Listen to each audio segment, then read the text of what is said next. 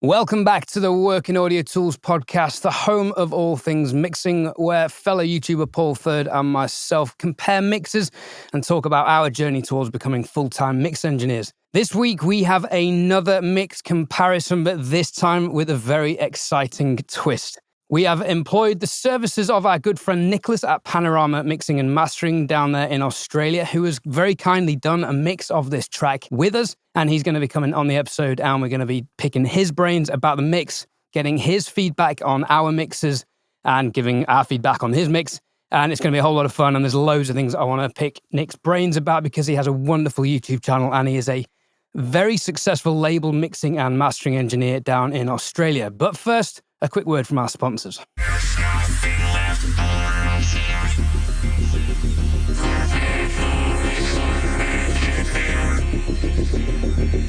This episode is sponsored by Baby Audio and their brand new plug-in humanoid, the Vocal Tuner on steroids. The extreme hard tuning capability enables you to morph your vocals into synth waveforms, turning any voice into a synthesizer. Layer harmonies and create chords with Humanoid's advanced retuning engine, and roboticize any vocal with over 180 professionally sound-designed presets. Go to babyaudio.io to learn more and get 15% off any order with the code WHAT15 at checkout. Link in the description below.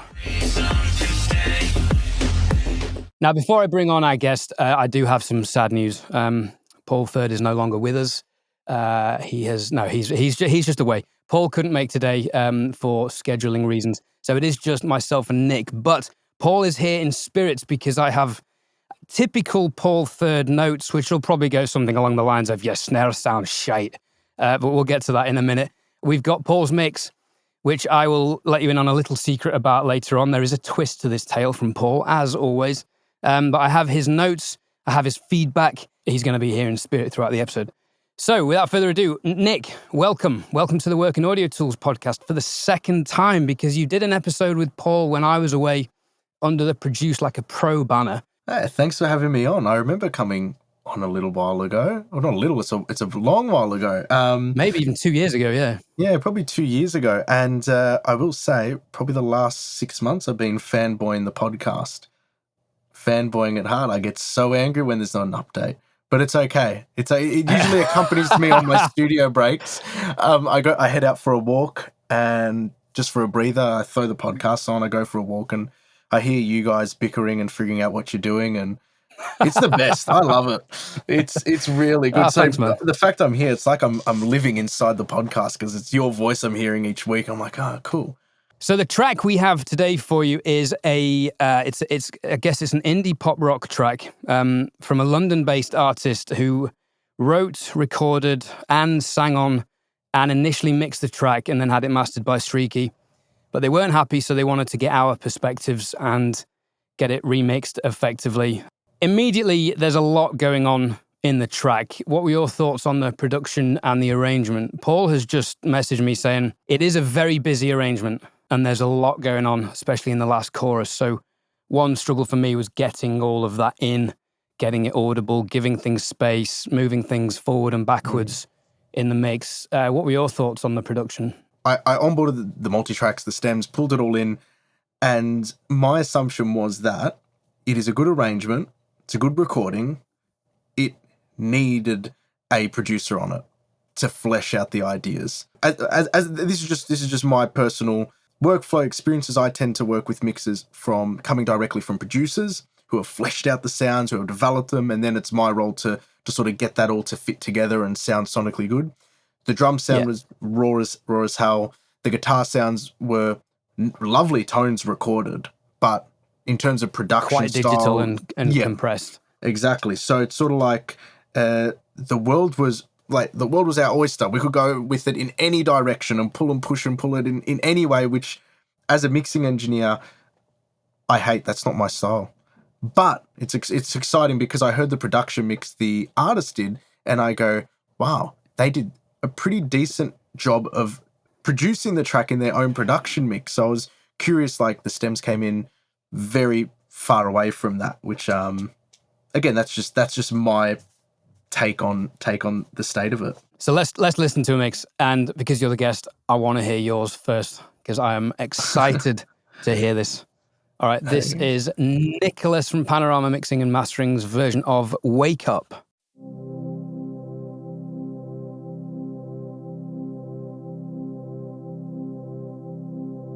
Imagine a parallel human race in a whole other world without the mistakes. Would we live it like this, or maybe change it all for the better? Hypersonic missiles at the hospital door, parading black veils for the victims of war. This could be the time that we make a change for the better. Wake up for your children who deserve a change. Wake up for your mother, was it all in vain? And Father, Father, will you help us to see we can better one another if we really believe? Imagine deliverance from pride and race, while an ancient web of lies fills the world with hate.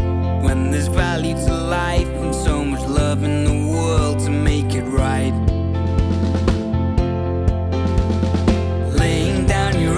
While forgiving the blame and letting go fits, let go of the pain. And this could be the day that we make a change for the better. Wake up for your children who deserve a change. Wake up for your mother, was it all in vain? And Father, Father, will you help us to see? Can you wake up for your people while they still believe? Wake up for the soldier and his strive for peace. Wake up for your brother with the same beneath. And Father, Father, will you help us believe we can wake up for each other, make a change for the better.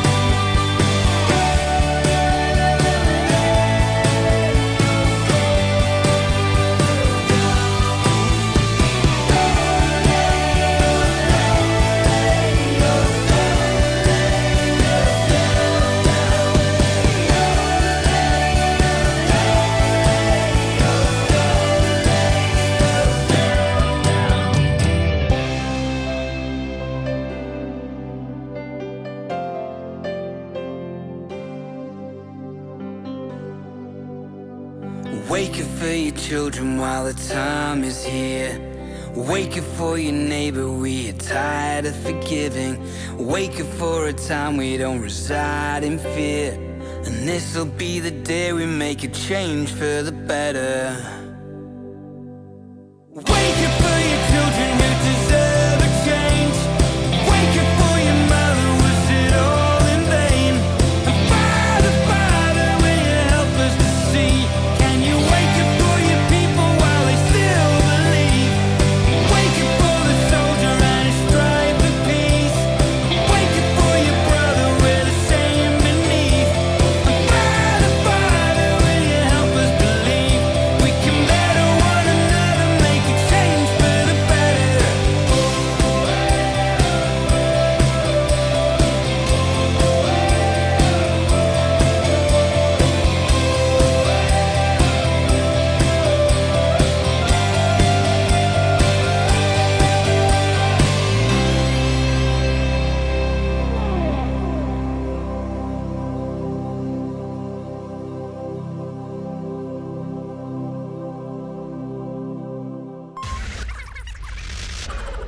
Hey there, Ed here. You may recognise my voice from doing all the other DistroKid advert segments. This time I didn't want to just do a typical advert talking about stuff to do with DistroKid. I actually wanted to give you my feedback about the service because I genuinely do use DistroKid for uploading my music. And I know Paul does, and it turns out Dan Worrell does as well. I've used DistroKid since 2019. As you can see on the screen, I have 6 releases so far. It is genuinely super easy to use.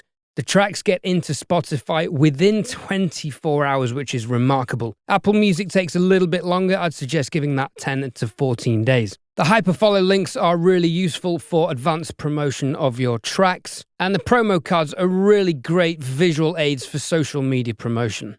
Ooh, I particularly like that one. DistroKid collect all the royalties from your streaming services, and here you can find an itemized breakdown of where all your income has come from.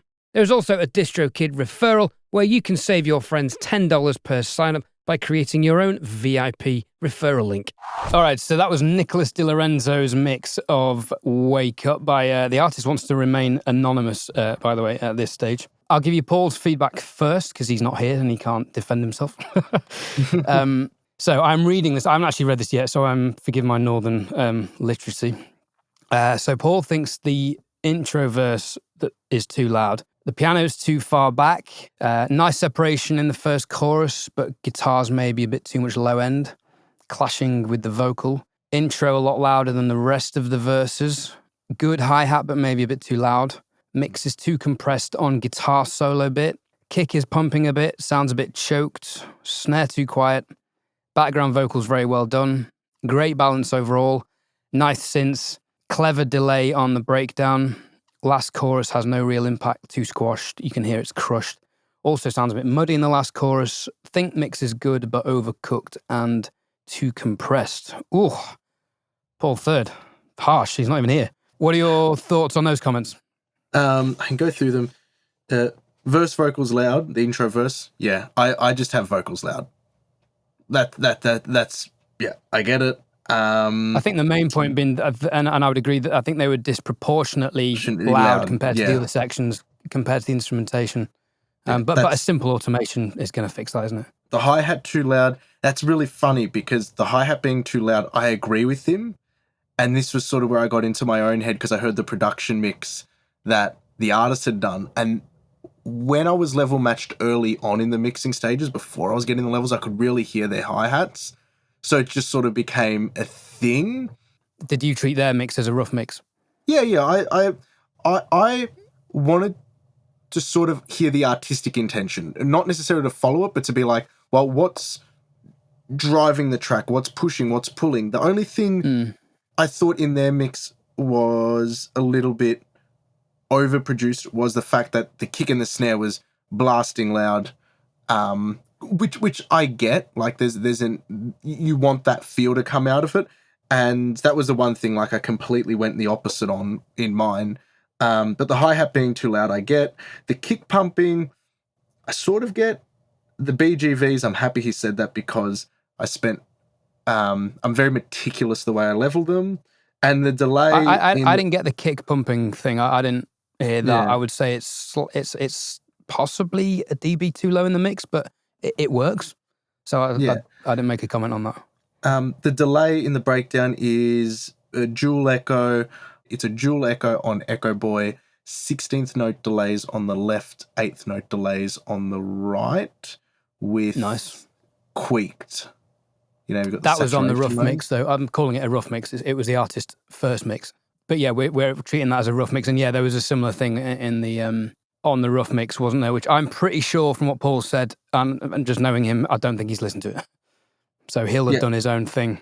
And the Coldplay notes off your end were really cool. I was sort of moaning about this mix to a colleague of mine. I'm like, I agreed to do this mix, and this is far out of my wheelhouse. You got to understand, like, productions come in, wrapped up, all the sounds are there for me to roll with, and I'm like, I need to stick at it. And I heard the rough mix of the artist, or the one that Streaky mastered. I'm like, it's really, I think the production value is really there.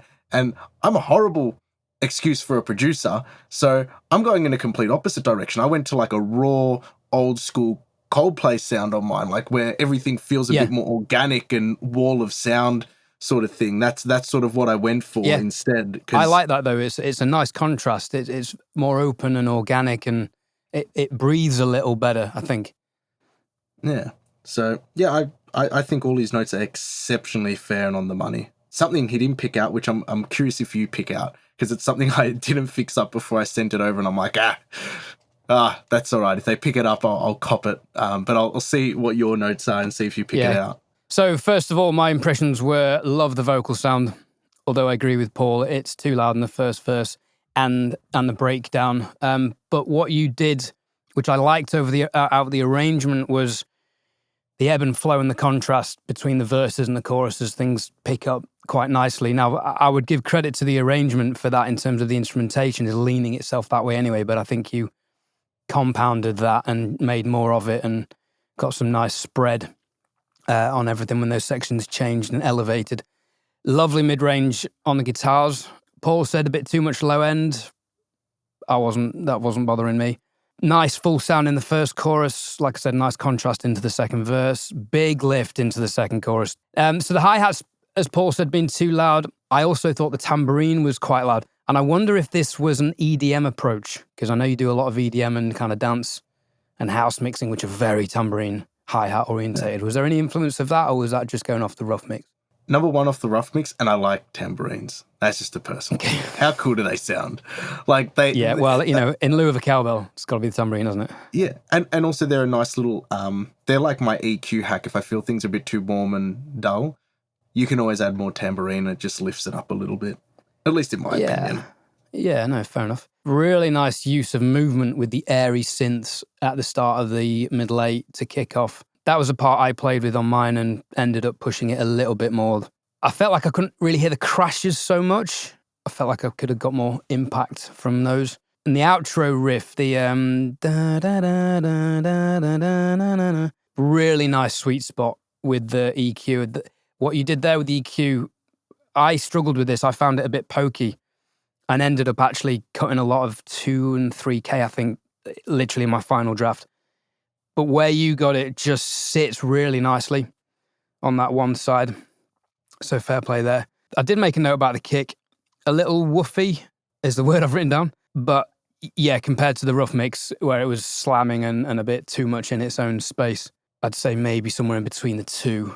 Maybe I wanted a bit more click and presence, but also the level was maybe reserved on the reserved side on yours. But again, if we're going down a typical Coldplay spike stent style mix, the kick's not the main feature. It is more the guitars and the vocals. So I dare say you may have got the priorities right there.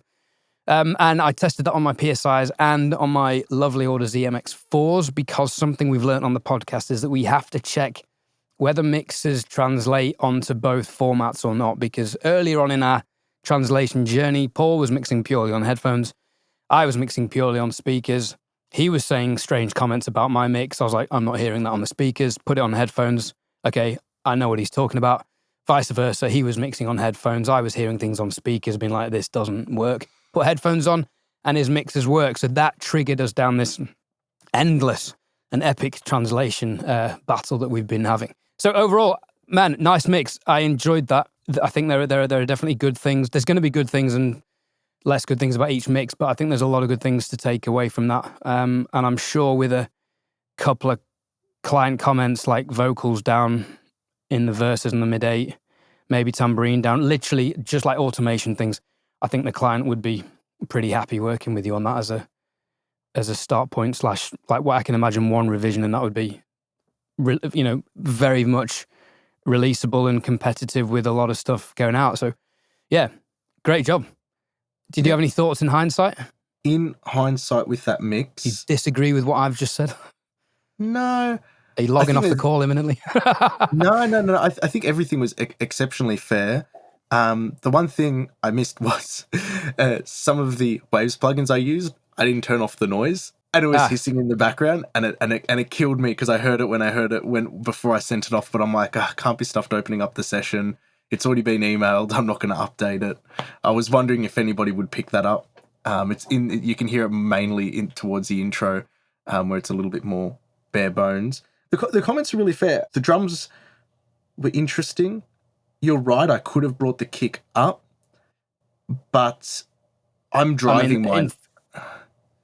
In fairness, the kick and snare sound bad on the recording. I think the toms and the overheads are fine, but I actually sample replaced mine and ditched the original recordings. I kept them all the original because I go through analysis paralysis with picking out sounds, and they could have been louder, but there was a technical thing.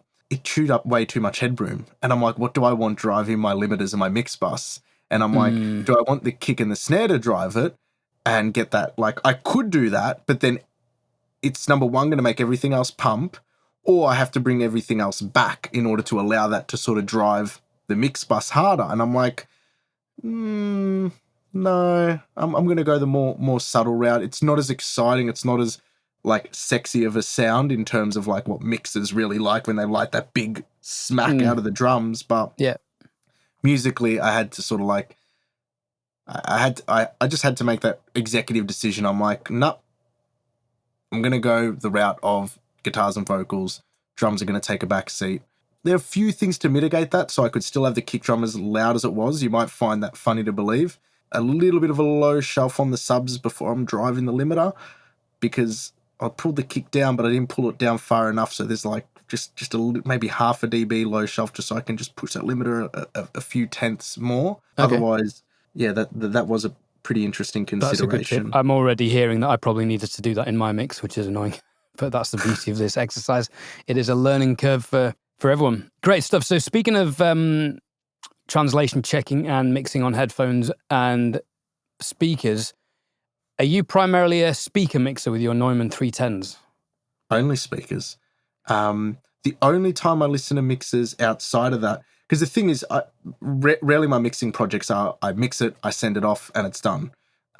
Typically what happens is I mix it, I've got a million other things going on. I probably go for a walk at some point, so it's already in my Dropbox. I pull it up on my phone, I have a listen to it on my AirPods. If I'm still working on it, I go to the gym in the morning, I listen to it in the car or on my AirPods. Those are the only two other places I really listen to it. Otherwise, like, all the decision-making and session work's being done on the speakers. And just the one set? Yeah, just the one set. Done All right. thousands of projects on the one set, so I know them well. I know there are things about these speakers people do not like, and I get it. Like, I really well get documented on this channel. and that's Neumanns. perfectly fine. I've, like I said, literally in the thousands of projects on them, so I know how to drive them. Yeah. Fair And play. that's I was actually looking at getting a new pair, but some of my colleagues said wait till you're in a new space to get you a new pair, because you know these speakers. There's no point bringing a new pair into an old space when you're going to be moving. Wait till you're in the new space, learn them with the speakers and then change the speakers out. Yeah, I don't know if they're going to stay. They might stay with me, maybe not. I might not say that in front of them because I have feelings now. They've sort of got a life of their own, and I don't want to. Yeah, make Neumanns them do the depressed. temperamental little things. So exciting about a new studio. What's the plan for that? Is it going to be a bigger facility, and will there be YouTube behind the scenes documentation going on? So it's residential, so building a new house, and there'll be a new space nice. in there. Will I be documenting on YouTube? I do not know. Only please do. because Please do. once we get the keys to the new space, it is go mode to get in there. So we'll get the handover for the house, and then I'll be rebuilding the studio. I've got a carcass of a room which I'm going to rebuild a whole new studio in, and it's go time to get that down. So I don't know if it's going to be, cameras action while I'm just trying to smash together a build. Maybe that's the way you could keep your assistant employed. Yeah. He could be B-rolling the shizzle out of it. No. hammering I in need studs. I with a family of 3 kids, I think my wife's just gonna be like, get rid of the camera, just let's freaking get this done and move in. Yeah, Than fair anything enough. else. I mean, maybe a before and after. Yeah.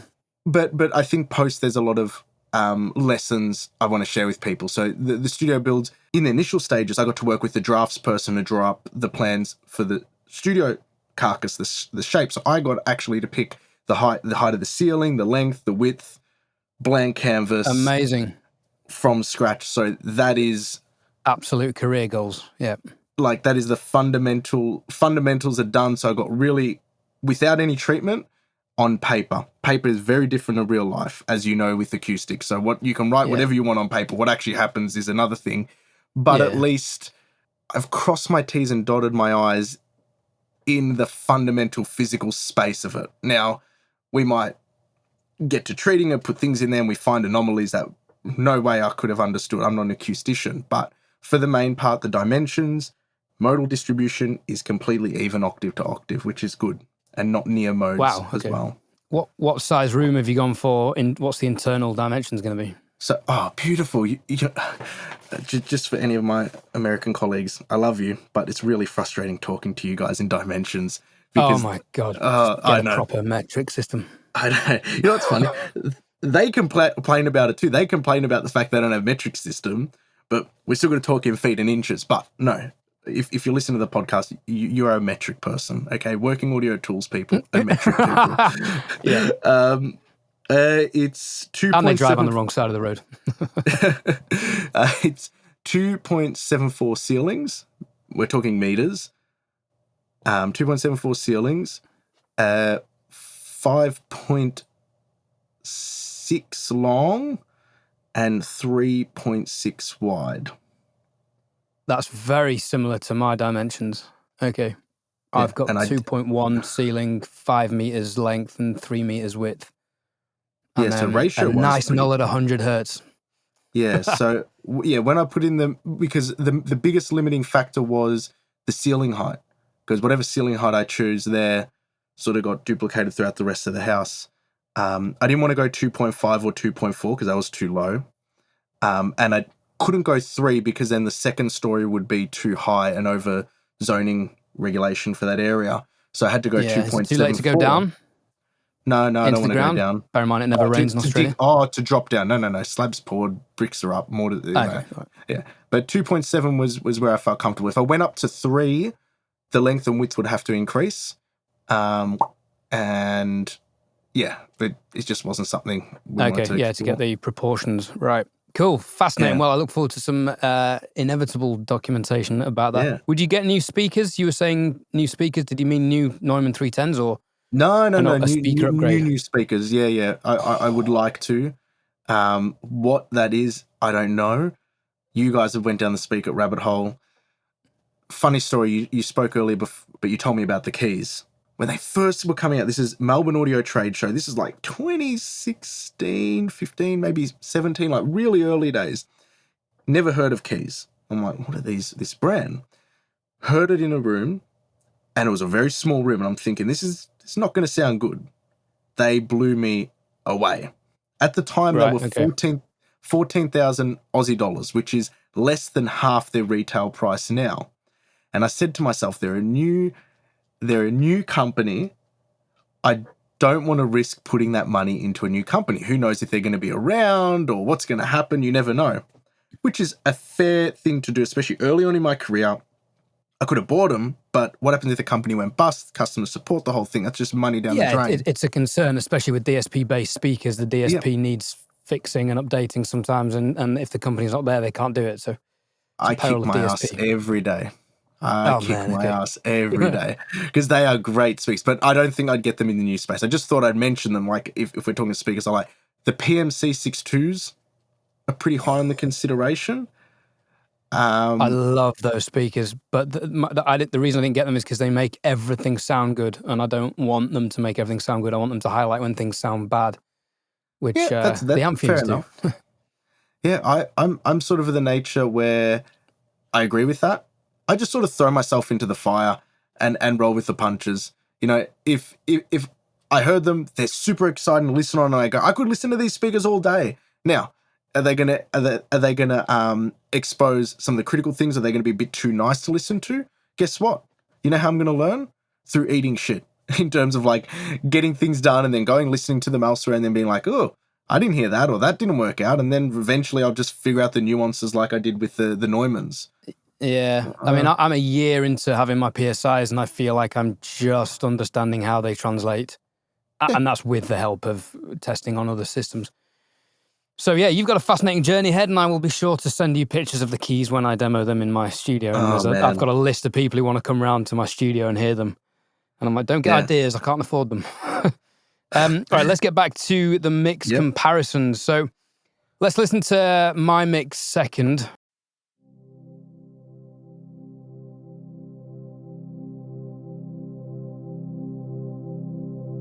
Imagine a parallel human race in a whole other world without the mistakes. Would we live it like this, or maybe change it all for the better? I hypersonic missiles at the hospital door, parading black veils for the victims of war. This could be the time that we make a change for the better. Wake up for your children who deserve a change. Wake up for your mother, was it all in vain? And Father, Father, will you help us to see we can better one another if we really believe? Imagine deliverance from pride and race, while an ancient web of lies fills the world with hate. When there's value to life and so much love in the world to make it right. Laying down your arms while forgiving the blame, and letting go of fear to let go of the pain. And this could be the day that we make a change for the better. Wake up for your children who deserve a change. Wake up for your mother, was it all in vain? And Father, Father, will you help us to see? Can you wake up for your people while they still believe? Wake up for the soldier and his strive for peace. Wake up for your brother with the same beneath.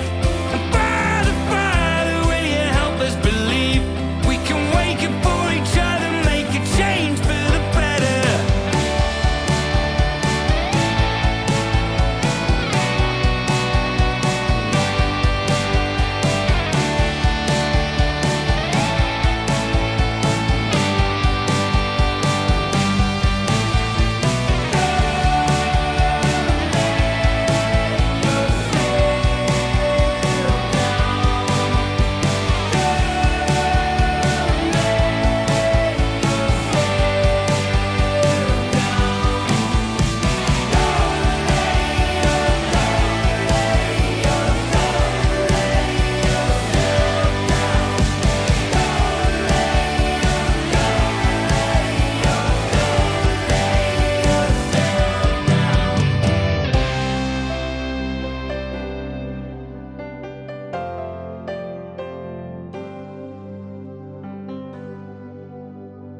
Wake up for your children while the time is here.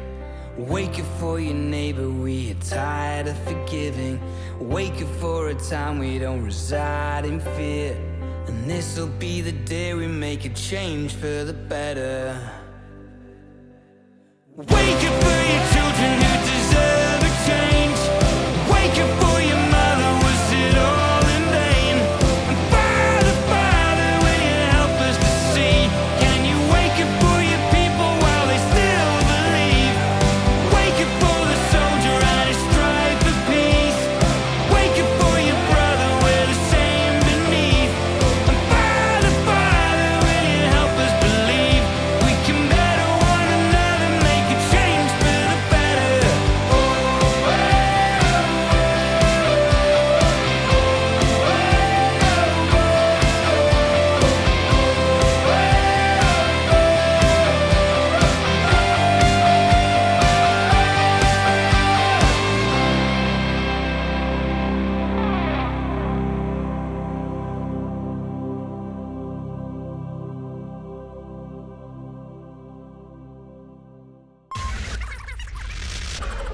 DistroKid sponsors the Working Audio Tools podcast, and 30% off your first year subscription can be found in the podcast show notes and the YouTube video description.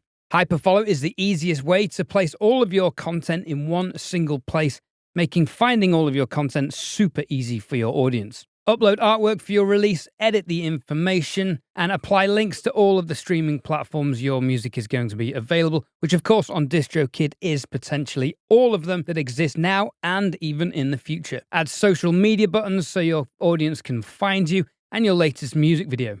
Creating a beautiful landing page with a preview of your music is easy with Hyperfollow.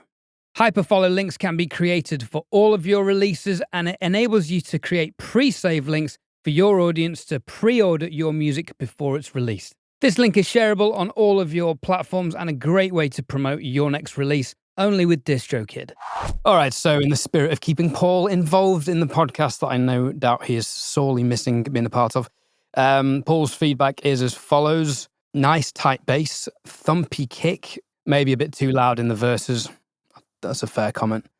Tom's a bit muddy, maybe could do with a bit of mid-range. Guitar's well placed, good snare sound, balanced piano sound. Whispers too quiet, I think he means in the middle 8. Really nice effect to boost. I'm assuming he means at the end of the whispers bit, at the middle 8, at the breakdown. Chorus jumps, but not overly exciting. Synths very far back. Fair enough. Can't really hear them at the end. Yeah, fair feedback, I think. Again, I'm surprised he likes my snare sound. I'd have thought he'd have taken the opportunity not being here to royally dive into it. They were sampled kick and snares. I deleted all the originals.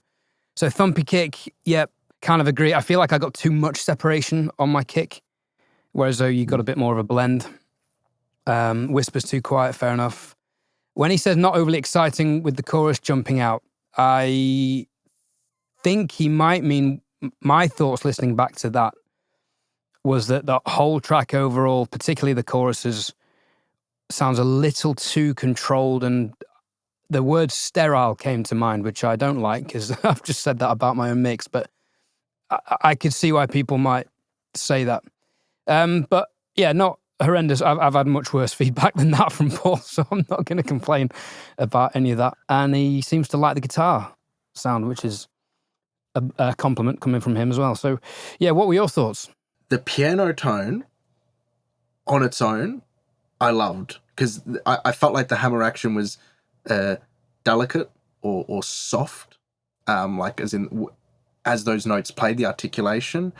But for the song, I wanted it to pop a little bit more, especially the harmonics, the upper mids of that piano, just sort of not cut through, but like sort of just, you can hear each note as it strikes down. So, a little bit of upper mid boost, I think could have went just, that's like a 0.5%. You know what I mean? Like one of those little nuances which tickle my ear. The vocal presence was interesting because you placed the vocal, I think, really well throughout. Like I think the tone was really clean. It was placed really well in the mix. The energy of the vocal, when you hear somebody sing and it hits you in the chest, I feel like in the chorus it wasn't doing that. But I'm listening to it and I'm conflicted because I'm like, the level's fine. The tone is beautiful and clean. Why isn't it like really smacking me deep? And I think that could be maybe something to do with like the mid-range. Like I'm talking like smack bang in 1K, like maybe just pushing it a little bit harder there or doing something in parallel there to just drive it a bit harder there. I'm not sure, but that's where I felt I was losing a bit of that gut from the vocal, which... I think I know the culprit for that. I had a vocal, so I had a lead vocal bus because the verse and chorus and the middle 8 was, the breakdown were 3 separate stems. So I put them to a vocal bus, and then that went to an all vocal bus with the backing vocals where I could control the volume of everything. And I think on that I had a 1K dynamic EQ doing about 1.5 dB. And I for some reason that was there on my template, and I left it on. So yeah, okay, cool, interesting. The snare, I like the snare sound as well, but at one point I turned my monitoring down really low to listen, and I just felt like maybe it was poking a little bit far, maybe like 1-2 dB, just a little bit in front of everything at the moment.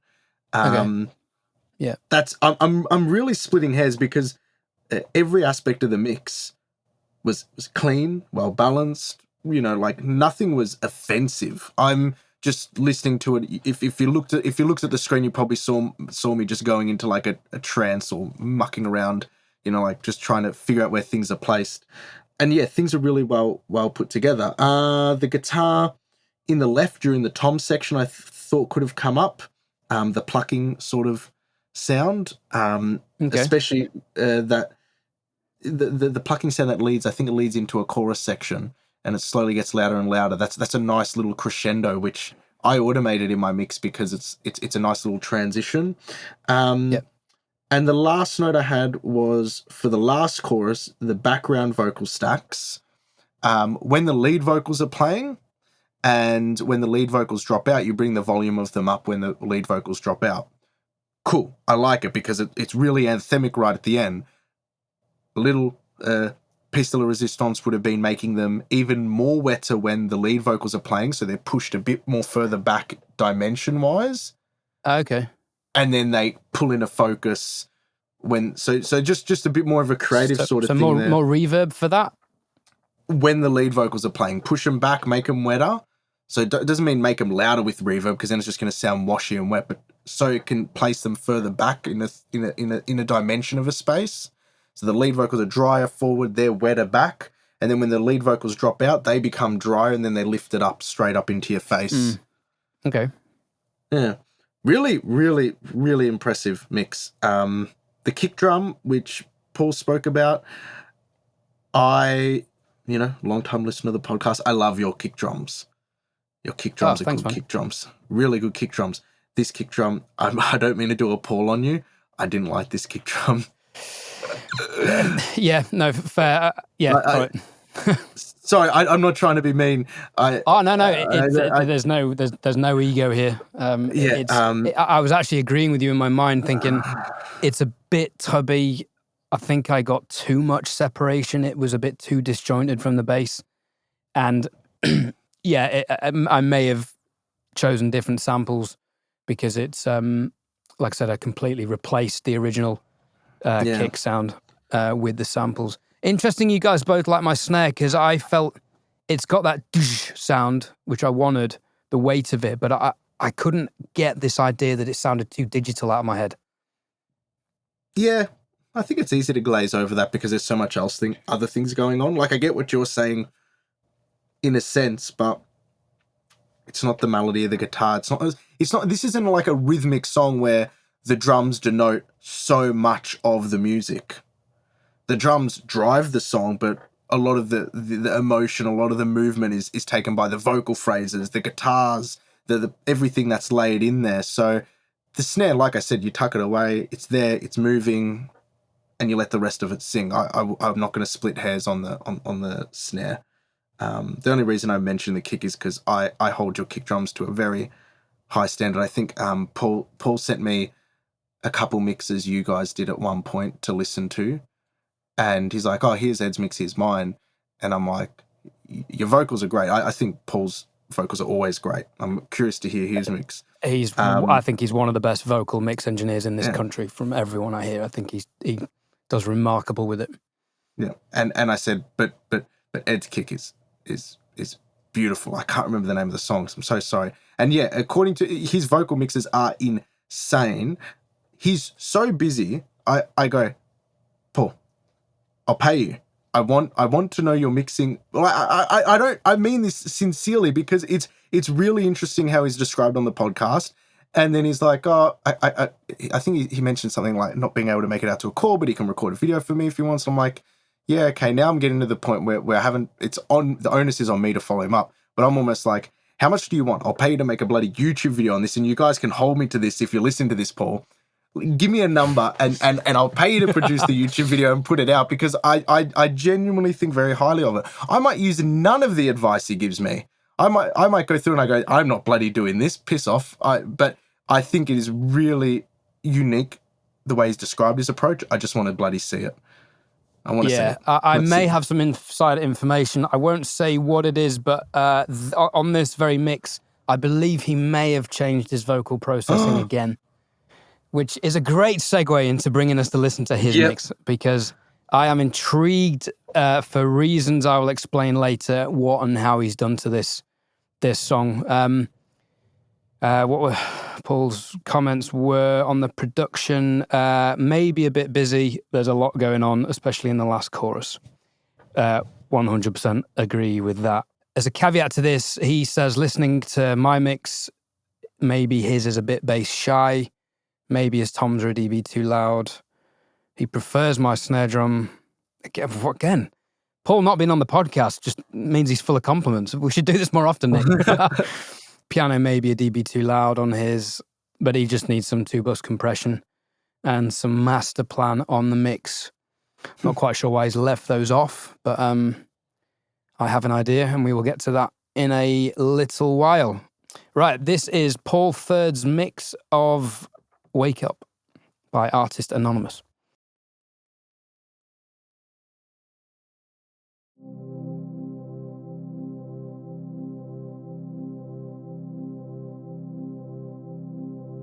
Imagine a parallel human race in a whole other world without the mistakes. Would we live it like this, or maybe change it all for the better? Hypersonic missiles at the hospital door, parading black veils for the victims of war. This could be the time that we make a change for the better. Wake up for your children who deserve a change. Wake up for your mother, was it all in vain? And Father, Father, will you help us to see we can better one another if we really believe? Imagine deliverance from pride and race, while an ancient web of lies fills the world with hate. When there's value to life and so much love in the world to make it right. Laying down your arms while forgiving the blame, and letting go of fear to let go of the pain. And this could be the day that we make a change for the better. Wake up for your children who deserve a change. Wake up for your mother, was it all in vain? And Father, Father, will you help us to see? Can you wake up for your people while they still believe? Wake up for the soldier and his strive for peace. Wake up for your brother with the same beneath. And Father, Father, will you help us believe we can wake up for each other, make a change for the better?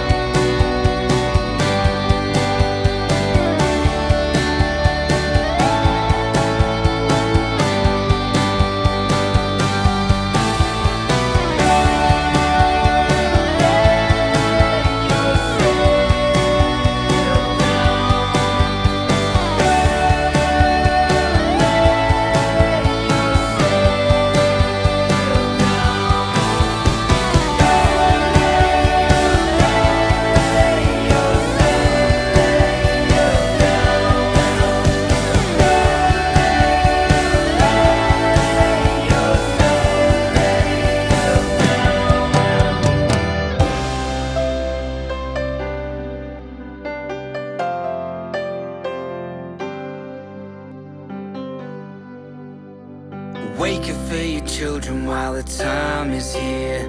Wake up for your neighbor, we are tired of forgiving. Wake up for a time we don't reside in fear.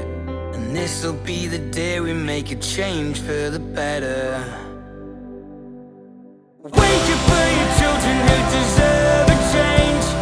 Wake up for your mother, was it all in vain? And Father, Father, will you help us to see? Can you wake up for your people while they still believe? Wake up for the soldier and his strive for peace. Wake up for your brother with the same beneath. And Father, Father, will you help us believe we can better one another, make a change for the better?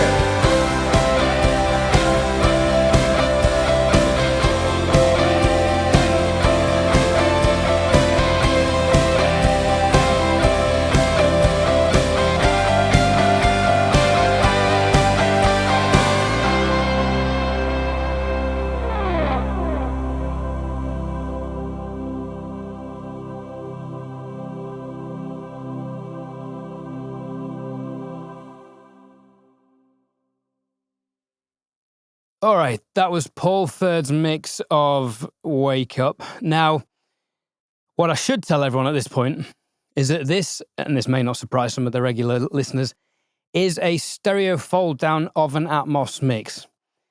And the question was whether this would translate or not, being an Atmos fold down. I think it translates very well as a stereo fold down. I wouldn't have necessarily guessed it was an Atmos mix, but there's a couple of things I just wonder if maybe he'd have done slightly differently if he just focused on a pure stereo mix. And I had kind of wanted him to do a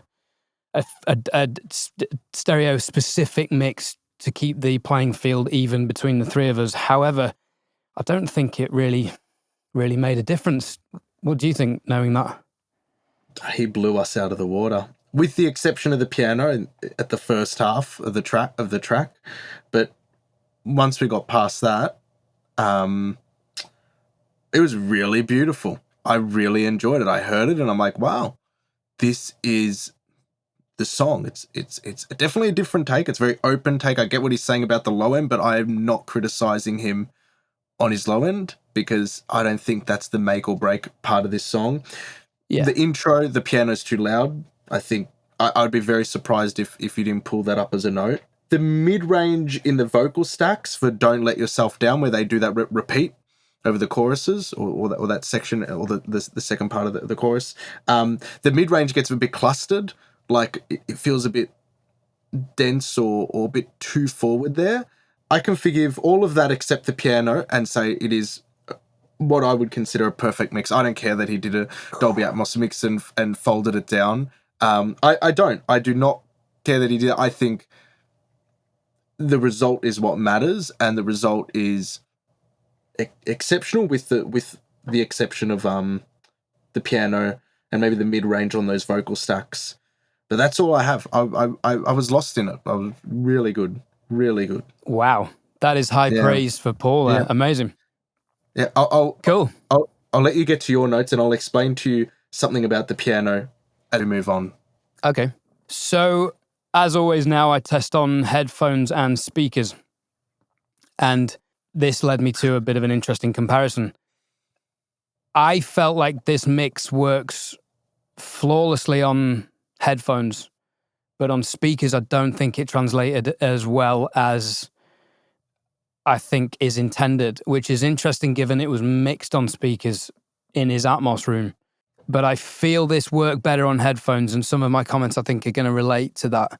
Now, lovely piano sound. I think probably the best out of the three, and definitely the more suitable kick drum sound. I think he got that right. Same with the snare drum as well, although I felt like it could have had a little bit more bite and reverb to thicken it out. But again, in the context of the track, these are not priority instruments. A strange jump in vocal volume in the second verse, where it seemed to be louder than the chorus, which should have gone the other way around, in my opinion. I think that's what you did really well, Nick, getting that contrast. In the second verse, there's those snare rolls, which were kind of barely a thing in Paul's mix, but I feel like because they're so randomly placed, I guess they're a bit of a marching feature of this kind of a march to the drum of the song giving orders to, I mean, I've envisaged this as the song being written towards, politicians and religion being like, can you just sort the world out, please? And it's kind of I saw the snare drum as quite a nice feature of a bit of a military marching kind of feature. So I made a big feature of that. Being a drummer, I think maybe it made sense to me, whereas Paul's ignored that. In the second verse as well, there's a really nice effect on the backing vocals, and it came in, I was like, whoa, hang on. That's an instrument that wasn't in the files. And then on headphones, I realized it was a backing vocal effect, which is really nice on headphones, but distracting on speakers. There was a clear choice of prioritizing the piano over the guitar, which I didn't mind. I think that works. It's a Coldplay-esque track. Yeah, then you've got the decision. You'd have to have a chat with the artist about this. Do you prefer the piano-led Coldplay or the guitar-led Biffy Clyro, Nickelback kind of thing? Again, headphone versus speakers. The crashes were too loud on speakers, but fine in headphones. Again, in headphones, the width is there, but on speakers, I feel like the width was only really coming from the backing vocals. And this might be an Atmos to stereo fold down thing where I'm sure it sounded like things were everywhere in Atmos, but in stereo, that may have lost its impact. I'd love for Paul to do a stereo mix of this, because I know he nails stuff like this. So that, I think, would be better when specifically suited for stereo, I suspect. The whispers in the mid-8 were louder than the lead vocal, which I don't think was the right way around. But it was nice that they were there. I'd take in my mix, so they were actually on the side of caution a bit too much. And then the only other thing was at the end, I wanted that lead guitar bits come out, that very Killers-esque guitar to come out, and the Biffy Clyro biblical style woes to come to the forward of the mix, whereas I think they've just been left at the same level. Again, some, simple conversation with the client would suggest bring those up, automation. So a lot of these are kind of small automation things. Sonically, great. Everything was open, had its space, really lovely bass sound.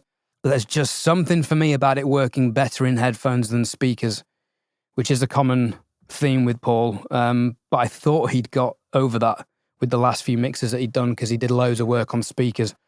And I was thinking, okay, he's got this nailed, because the last mix he did, which we didn't even focus on the episode, after we did our Todd Kessler mix a few weeks back, he went away and did like another 7 versions on different speakers, and he absolutely nailed it. The final mix is unbelievable, and I mastered it, and it was just an absolute pleasure to master. So I was terrified for this mix, thinking, oh my God, if he can do that on this, I'm screwed. What are your thoughts on the headphone versus speaker translation dilemma? I think a lot of the things you observe, so the piano being too loud, which I said I'd come back to, ties in with things like the cymbals being too loud that you suggested. And the reason why I said the piano's too loud, especially in the intro, when everything's in, it sort of tucks away, which is nice. If he had his stereo out set up like his mix bus, and he was driving this into a compressor and limiter, all those elements would be making the compressor go wild. That's what I honestly think. If this was driven into a mastering chain, it would be making all that stuff go wild. Yeah, and which then he hasn't done, because he's mixed it in Atmos and he hasn't put a limiter on it. Yeah, okay. Yeah, that makes sense. And then he would hear that, oh, wow, that's controlling the limiter. That's making it all pump, or that's that's moving the whole thing. And he would tuck those things back, and I think he'd control it a bit more. It's sort of like a catch-22. People talk about the dynamics of Atmos or just dynamics in general when mixing, but a lot of the qualities which make a good loud master, a lot of the mix qualities which make that are just generally good mix qualities, good control, good balance, things don't poke out too far, things are tastefully pulled in. I still love the mix, but it makes better sense now, some of the things you observed between those fold downs and the nuances in the dynamics of things and how they place a bit more pokey and a bit more obtuse. If that was being limited, if that was being driven, even like the background vocal effects, that bottom of the mix coming up towards the top, he'd hear it more, and then he'd probably make decisions a little bit differently. That's where when once I get my levels, before I do, once I get the levels of the mix and I'm happy, I slam the shit out of it. And then straight away I'm like, that's, can I swear in this? Yeah. I've heard you guys throughout the podcast. Yeah, I was going to say, you've met Paul, right? Yeah. That's fucked. I need to work there. That's fucked. So once my levels are balanced, and I love the balance, I limit it and fucked. And then work through it, and then I keep mixing. I was there thinking, he means like one choice swear word, not all of them many times. Yeah. Sorry, no, but you get what I'm saying there. Like, as in, absolutely. It would have affected his mix decisions in a stereo format, whereas in an Atmos format, there's no bus compression and there's no limiting. Now, what we've done for you listeners in post, or what I will have done, or level matched the levels, because Paul's is coming in way quieter than ours. Being an Atmos mix, I think he's targeting minus 18. Yeah, and his is coming in at minus 19.7. Mine was minus 9.8, and Nick's is minus 6.8. It's weird though, because I feel like mine sounds more slammed, but yours is more open, but somehow louder. So, I actually took my limiting back a bit because I was conscious it was too squashed. So what you've done, Nick, is get a lower LUFS number whilst keeping it more open. So that's your mastering genius coming out there, I feel.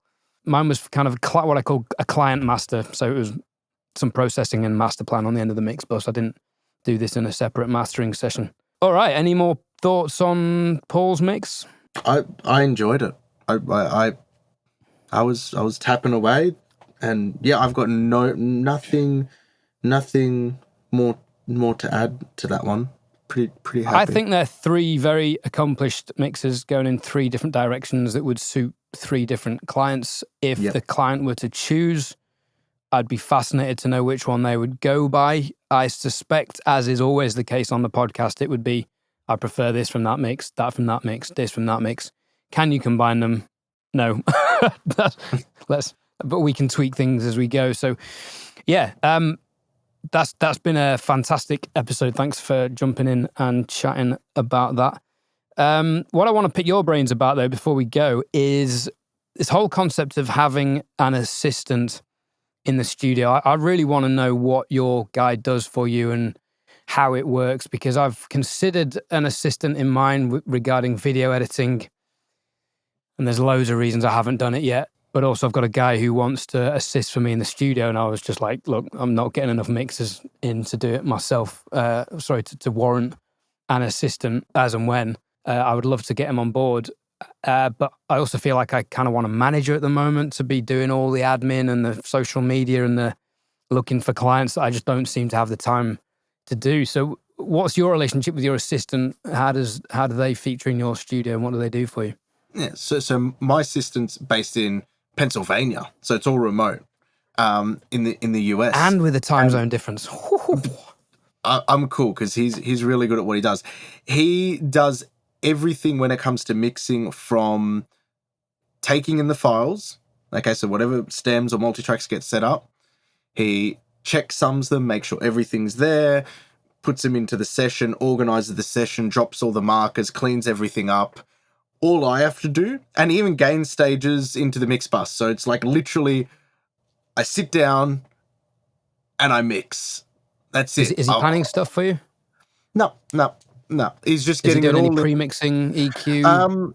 I was having him, because I did have the SSL channel strips, the Brainworks ones, Plugin Alliance, ones, which I was using. I still use them, but I would get him to gain stage each clip region, so it would go into that at a certain volume. And now that was very laborious for him, and I found also for myself I wasn't using the channel strip on every single channel, so it was becoming a bit of a redundant process, whereas gain staging clips for things that never ended up seeing the SSL.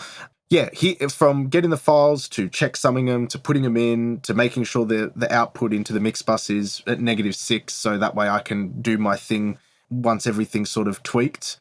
Yeah, he handles all that, and that's been awesome. That has been. I hate doing that stuff. I just love getting there and just listening and vibing and going with it. So.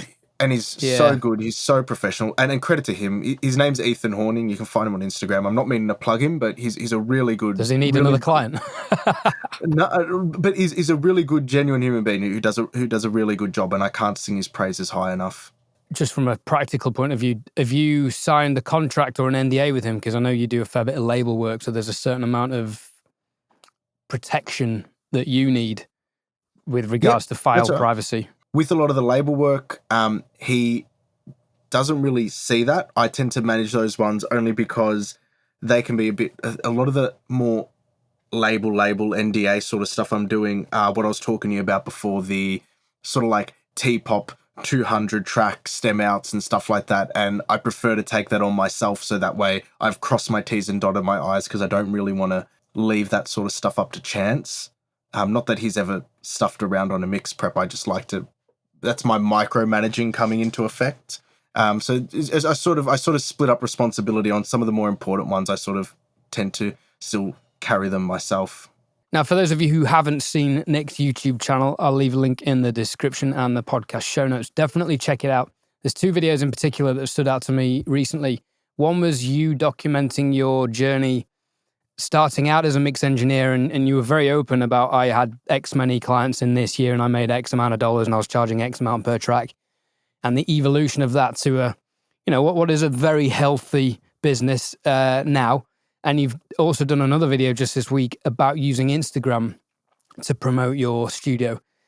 And I kind of want to pick your brains about that really, and pricing, because 2 things. One, I know people who do Instagram promotion and they do get clients off it, but they are spending 2 days a week producing Instagram content. I guess that's like me producing YouTube content. I get no cross-pollination from YouTube to mixing. It hasn't happened other than when I've featured another, I did a mix for Mike Enjo at Creative Source, who's another wonderful Australian YouTuber. And I got a couple of clients off the back of that. If you mix in Studio One or Cakewalk, check out Mike Enjo's channel, Creative Source. But so for me to do YouTube and Instagram in the attempt to try and get clients, it just seems like so much work for so little return. That's kind of question one. But the second thing is regarding pricing. I've set my prices at £200 a mix because I figure that's kind of the minimum day rate I want. If I'm going out and doing live sound, it's double that, but I don't get enough clients to feel like I can justify a price raise at 200. My philosophy being that as and when my diary is full and I'm doing 3 to 5 mixes a week, I can then put the price up. If I were to lower that to £100, I could work 5 days a week and have mixes coming out my arse, because in London, there's a lot of producers who are willing to pay that. And as you can imagine, there's a direct proportion in London of what people are willing to pay versus how unreasonably demanding they are and how expectant they are of you polishing absolute shit. They have no idea how bad what they're sending you is, and you can't perform wonders, and they think you're shit when you can't perform wonders. That's the £100 a track mark. I'm purposefully slightly above that to filter that out, but I'm not as busy as I would like, and I'd like to charge more. So what are your suggestions for people in my position regarding pricing and Instagram? Okay. So Instagram, the video I put out on Instagram was it purely discussed the mechanics of how professionals engage and see other professionals on the platform. Something I know every time I've been to LA, and I'm going again next year in January. Don't bring a business card. Don't bother with any of that shit. What's your IG? QR code, Instagram, yeah. Yeah, everybody's passing around a phone. Throw your Instagram in. Sometimes I can't even fucking find my phone because you're in a group and they're passing your phone around, throwing their IGs in, and you're doing the same. It's like that's how they communicate. Definitely and then everybody don't just do that in LA. You won't get your phone back. No, but like at a closed party, people aren't gonna steal. But you know what I mean. Professionals see other professionals. They want to know what other people are up to. My target market for my work are professional producers, engineers, labels. They're not the ones making TikTok reels or shorts and stuff and doing that's not my target demographic. That's not my clientele. My clientele base are people who are in the studio day in, day out. And when they hop on Instagram, they just want to see what their friends are up to. They want to see who's working with who, what record this person worked on, what's so-and-so up to. It doesn't mean we're always working together, but everybody's aware of what everybody's doing. So that way when opportunities happen, that's when that cross-pollination occurs. It's not visible to the public. It's not like it's not like there's a post that gets 100,000 likes and then everybody's flooding your inbox. It's just everybody supporting each other, checking out what each other's doing. That's the Instagram side of thing and how I'm using it. The pricing thing, and this is something that I can say when it comes to the UK, which is so weird because I've done quite a bit of mastering work for producers over there. It is a struggle, and I spoke with Paul about this. It is a struggle. The producers who, I think, what's his name? George Holiday I've worked with. He's really cool. Rich Pilkington, really cool. Really great producers. The biggest struggle is justifying my price for mastering in comparison to the mastering engineers over in the UK because they charge so little in comparison. In America, they're like, what do you mean you only charge that much? Whereas in the UK, it's so much less. So I hear your price at £200 and I'm like, what the fuck? There's no way, minimum. I'd set absolute, and this is me being rude saying this price because I still think it's too low. Minimum is $350 for your mixes. That's being rude. That's what I want, and that's what I think they're worth. I'm getting to a point now, and this is over the last year. This has been a journey for me. When I sold the live sound company to focus on the studio, I, in hindsight, rather naively underestimated how long it would take me to get what I consider good enough. It's always a journey. And also it's been a huge test of my inner confidence, which is something I've had to work on many areas of my life in the last year or so. And this particularly when the success of the studio directly depends on how good I am. That's been testing mentally and emotionally. And I've had to really challenge my self-esteem and confidence issues, for want of a better word. And I'm getting on top of things in a very healthy, organic way. You know, I'm not making surface level changes. You know, I'm back in therapy. I'm very open to talk about that. I can talk about it in public now. I've told my mum, and my dad won't ever hear it. Anyway, that's personal. But this pricing thing has challenged that. So I really wanted to pick your brains about this for exactly what you've said, in that there is a discrepancy between, in the UK, we have this race to the bottom mentality, and it's on gigs, it's in the studio, it's on mixing and mastering, and I'm going to do a video about this, I think, and it's going to be very unpopular, because every musician, engineer, and member of the working music community in the UK is to fucking blame for this, because everyone is tolerating low pay, people undercutting everyone else, this race to the bottom mentality, which doesn't make sense to yourself, people in Europe I've spoken to, people in the States. Why are we so insecure in what we do and paranoid about losing work that we'd rather do it for cheap and just take shit working conditions to get work? It's fucking pathetic. You can hear I'm getting angry and passionate about it. And I had this battle with live sound, but that was easy for me. I could justify the price because I had thousands and tens of thousands of pounds worth of equipment. And when I broke down what I needed per hire, it was, yeah, this is the price, take it or leave it. Right, there's not many sound engineers with this gear. Great, you'll pay for it. And I got loads of work.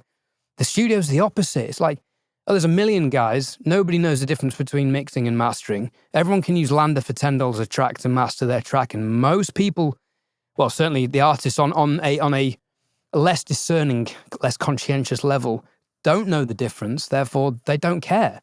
And, you know, in the artist world, again, definitely not on a label point of view, but there is this, oh, what can you do for free? And, you know, I've been offered, oh, you know, can you do this mix and master for free? We'll give you 3% on the track. And I'm like, well, what's 3% of the square root of fuck all? It's still absolutely zero. No, you can pay me for my time, because your track, like the other 100,000 going up on Spotify every day, is never going to get heard to make any money. Unless you get an absolute 1 in a billion gem that sticks through and this independent artist takes off on TikTok. It's a fascinating discussion in psychology for me, this, and confidence. And in the UK, we do it all fucking wrong. Like, we do live gigs, shit venues, shit sound, no rider, no one cares about the band. And somehow, despite doing everything against ourselves on all levels of the industry, we still create some of the best music in the world.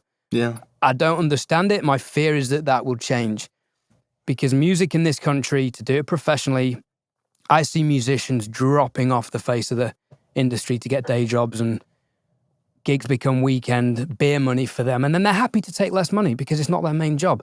That's part of the problem. I fear that we will get to a point where music, I mean, we're probably already there. There's no bands in the UK anymore. It's all solo artists, because economies of scale dictate getting 4 people in a room to rehearse and write songs in London. Logistically, it's difficult and it's very expensive. So it doesn't happen. So you get the solo artist thing. Easier for labels to pigeonhole, cheaper, more cost effective, blah, blah, blah. The ear of the bands is, you know, possibly diminished to, I don't think it's going to get any better. Maybe the reunion of Oasis will change that. I'm hoping, fingers crossed, I get tickets in their ballot that I should know about today. But my point being, music is potentially a middle class / rich person's activity for those who can afford it. Also for a lot of people, just becoming a hobby. I've even thought about it. Maybe mixing for me just needs to be a hobby. Maybe I'm a live sound engineer.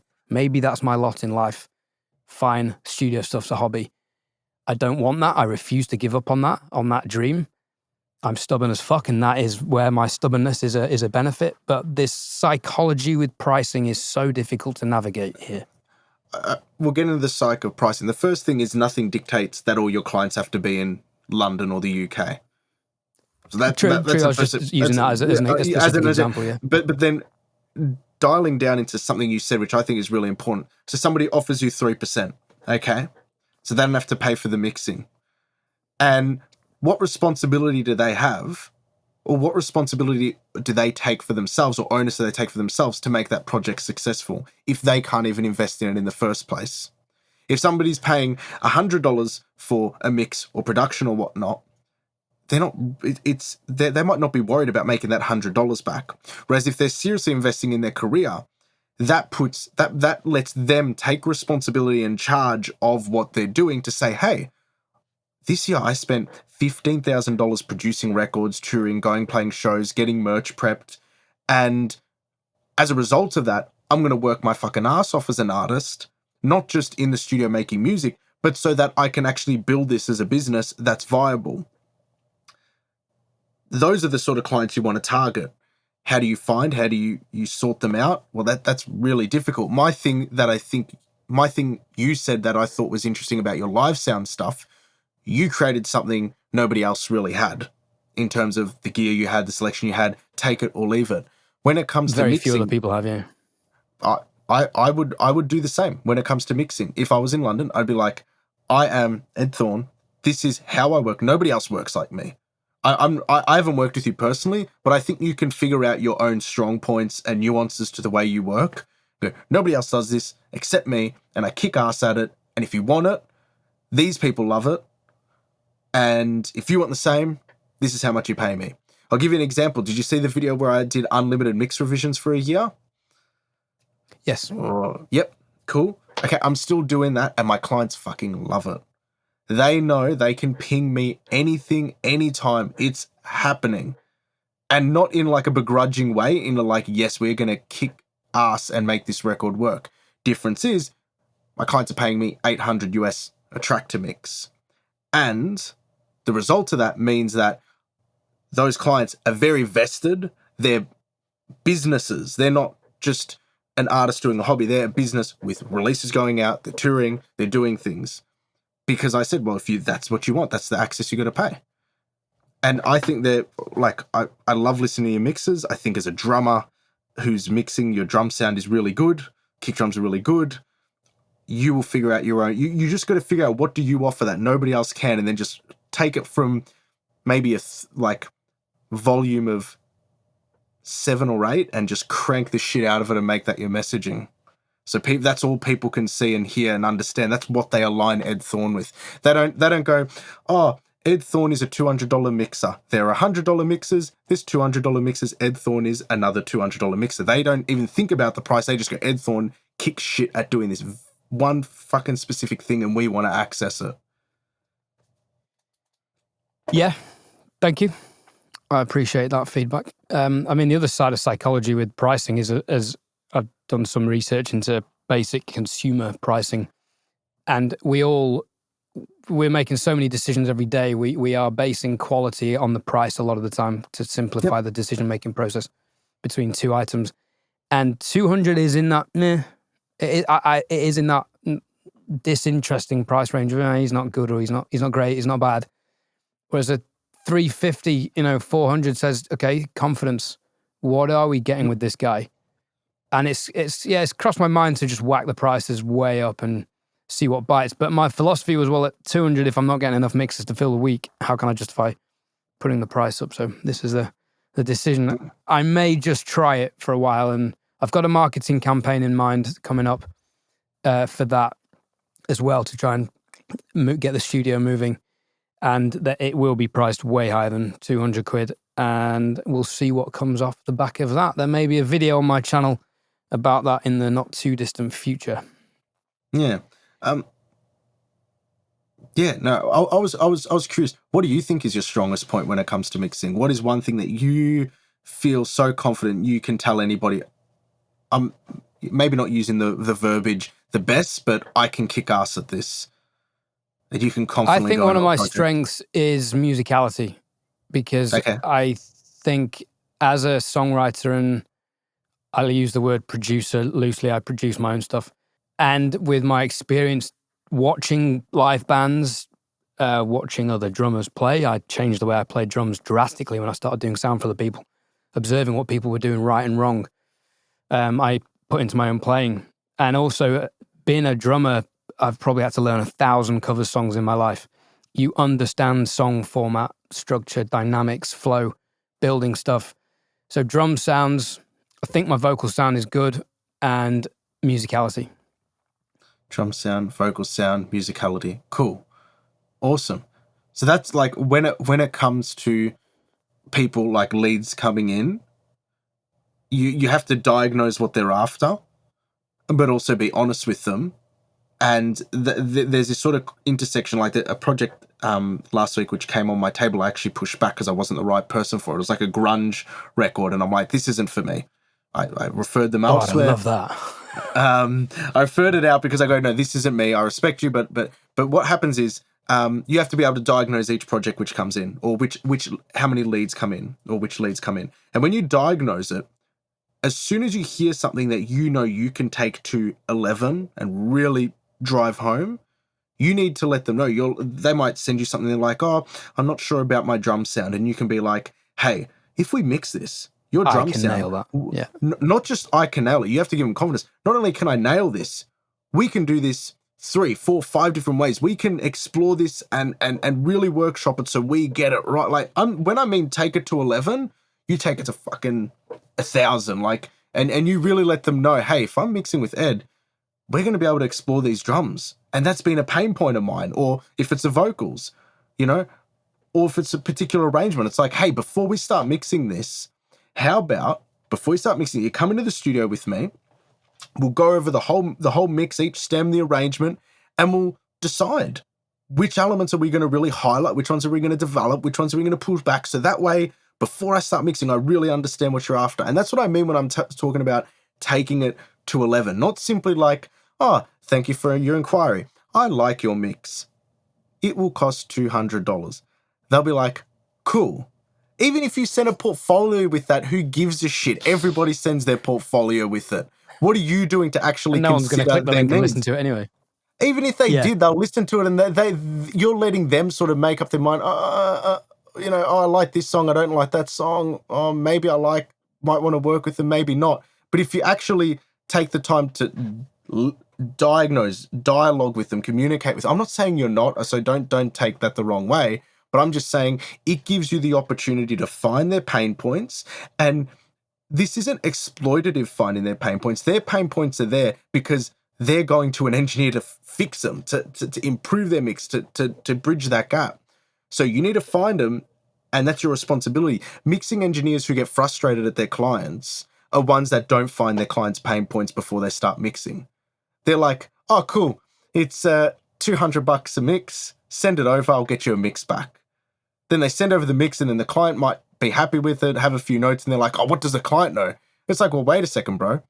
Did you even talk with them? Did you really flesh it out? Did you find the and I mean, it's almost like dry needling. When you find that spot, you twist it. You really have to find it, so that way, you want them, and you want them to feel confident in it. And in the same sense, you've got to be honest with it, because if their pain points, if the things that they want to get out of the mix don't align with what you can do for them, there has to be that mutual respect to go, hey, I really hear what you're doing and you want to achieve. This isn't for me. Paul does Atmos.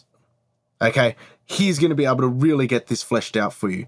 And people respect that so much more. I have this sort of thing when it comes to my business, the way I've built it up, is that I like to have a big network of mixers and producers around me that can fill out the gaps which I can't.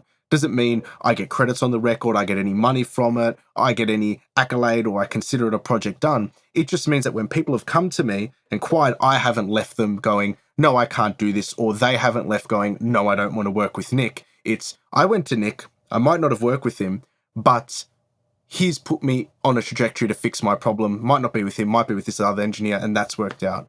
So the whole pricing problem, I get the psychology of pricing. I look at it as the diagnosing of a pain point and the cost somebody's willing to pay to fix that. And trust me, when it comes to audio engineers, artists have all been burnt at some point with an engineer that they weren't happy with or didn't treat them right or whatnot. Their guard is up.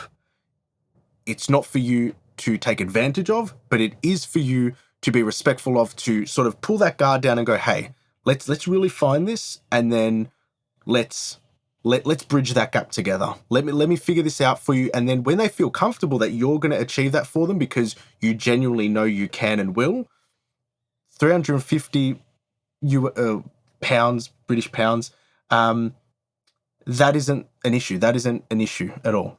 They won't be going, oh, I have to pay 350. They'll be like, oh, this person's going to fix my problem. And obviously you have to deliver on that. That's a big responsibility. So it's not something that you just take lightheartedly to be like, oh, I can make money now. It's like, no, you gotta freaking deliver. Absolutely. Yeah, Nick, those have been fantastic points. Something I've tried to consider as well is also trying to find an opportunity in everything, even personally with flaws of mine, or lesser desirable characteristics like being impatient and being stubborn. Being stubborn, I can be a weapon because I will forge on with something until I've achieved the goal. And it's helping me with this mixing career. Impatience is a virtue I haven't found a use for yet, but somewhere there will be a use for it and we'll find it on the journey. Nick, it's been amazing having you on the podcast. Thank you for your incredible professional insights on both the industry, the psychology, price mixing we've just discussed, and also the great feedback on the mixes. We really value your feedback and time. And thank you for doing a version of the mix. It's been emotional from me. I'll let you sign it off. Yeah, thank you. Thank you so kindly for having me. Guys who are listening to the Working Audio Tools podcast, you know how incredible these two engineers are. Not this one sitting here, the other one on the other side and the one that's not here. I have all my utmost respect to give them, and I know the community does too. So we all thank you for the great work you guys do. Thank you, Nick. No worries.